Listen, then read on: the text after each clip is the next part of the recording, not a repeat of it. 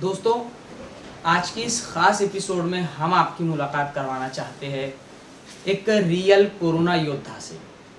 आज से 1 साल कब जब हिंदुस्तान में कोरोना की शुरुआत हुई, तब किसी ने नहीं सोचा था कि 1 साल बाद भी हमें इसी पैंडेमिक पीरियड में जीना पड़ेगा। हालात बद से बदतर हो जाएंगे। एक्टिव केसेस के मामले में हिंदुस्तान सबको पीछे छोड़ देगा और फिर एक बार लॉकडाउन की नौबत आ जाएगी।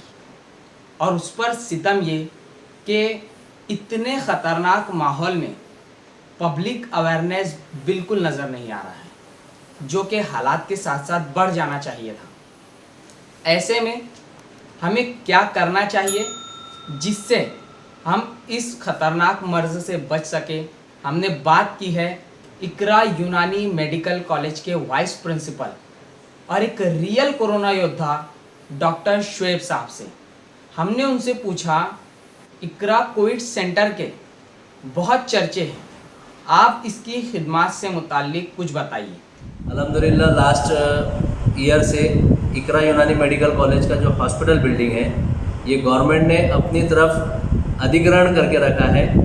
उन्हीं के कब्ज़े में ये सब बिल्डिंग है और अल्लाह का एहसान है कि इसमें ख़ास तौर से इकरा की मैनेजमेंट, इकरा के पूरे एम्प्लॉइज़ और हमारा जो मेडिकल कॉलेज का स्टाफ है, इन सब की मेहनतें भी साथ साथ लगी हुई है। अल्लाह का एहसान है, लास्ट कोरोना सिनेरियो में यहाँ पर तकरीबन 1082 पेशेंट जो है डिस्चार्ज हुए और सिर्फ एक डेथ हुई थी। लेकिन इस बार थोड़ा सा हालात बहुत मुश्किल है, तो बस एक ही गुजारिश है कि इस बार अपने आप की हिफाजत करें, मास्क का रेगुलर यूज़ करें, अपने हाथों की सफाई रखें। इसके बाद हमने उनसे पूछा कि सर ये भी बताएं कि कोरोना के पहले और अब के सिनेरियो में क्या फ़र्क है। मैं यकीनी तौर पर बोल सकता हूँ कि इस वक्त का कोरोना जो है बहुत ज़्यादा ख़तरनाक है। अगर पेशेंट्स को प्रॉपर ट्रीटमेंट ना मिले और प्रॉपर उसको इलाज ना हो, तो कुछ ही दिनों में पेशेंट इतना बैड हो रहा है कि हम लोग उसका कुछ भी नहीं कर सकते। लास्ट टाइम के कोरोना में हम लोगों को ज़्यादा जानकारी नहीं थी, ज़्यादा मालूमात नहीं थी कि कोरोना का इलाज किस तरह से करना चाहिए, क्या क्या उसके स्टेप्स है, क्या नहीं है। इस वक्त में अल्हम्दुलिल्लाह बहुत सारी स्टेप्स आ चुके हैं, बहुत सारे नई अभी लास्ट टाइम के कोरोना में आप जलगांवी में बात कीजिए तो सिर्फ 3 हॉस्पिटल्स थे जो कि गवर्नमेंट के अंडर में चल रहे थे और बाकी 2 या 3 हॉस्पिटल्स थे जो प्राइवेट थे। आज अल्हम्दुलिल्लाह तकरीबन 20 हॉस्पिटल से ज़्यादा प्राइवेट हॉस्पिटल बन चुके हैं यहाँ पर और 5 हॉस्पिटल गवर्नमेंट की चल रही है जहाँ पर कोरोना का फुल्ली ट्रीटमेंट हो रहा है। लेकिन इतने पर भी हालात इतने बुरे हैं कि पेशेंट सडन डेथ हो रहा है, सडन कार्डियक अरेस्ट में जा रहा है। पूरे लंग्स का एक्सरे प्रोफाइल आप देखिए तो वाइटिश नज़र आ रहा है और ये कुछ ही दिनों में 1 दिन से 8 दिन के अंदर अगर प्रॉपर ट्रीटमेंट ना मिले, पेशेंट 90 दिन एक्सपायर हो रहे हैं।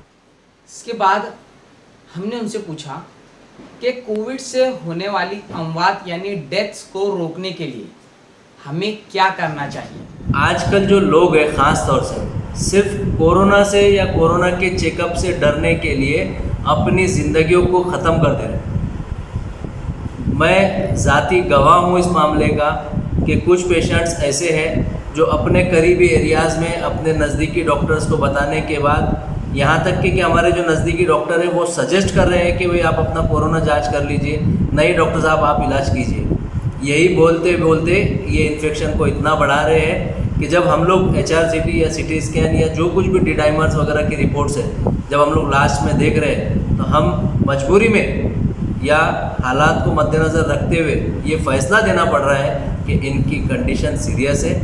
हालात इतने बुरे हैं कि हर मुमकिन कोशिश करने के बावजूद भी पेशेंट इसमें बच नहीं पा रहा है। आप आज देखिए कि जलगांव में ख़ास तौर से पूरा डिस्ट्रिक्ट में 130 कोरोना हॉस्पिटल है या डेडिकेटेड कोविड हॉस्पिटल्स है, जिसमें आज कहीं पर भी आप फ़ोन लगाइए, कहीं पर भी वेंटिलेटर अवेलेबल नहीं है, कहीं पर बाईपेप अवेलेबल नहीं है और हद हो गई कहीं पर तो ऑक्सीजन बेड भी अवेलेबल नहीं है। ऐसे हालात में हम सब लोगों की ये जिम्मेदारी होना चाहिए कि अगर 1 या 2 दिन अगर किसी को सिम्टम्स आती हैं, बुखार आते हैं, कोई इन्फेक्शंस नज़र आते हैं, तो फ़ौरन एक्सरे सजेस्ट किया जाए, CT स्कैन किया जाए और उससे रिलेटेड जो कुछ भी ब्लड इन्वेस्टिगेशन है उसको कंप्लीट किया जाए।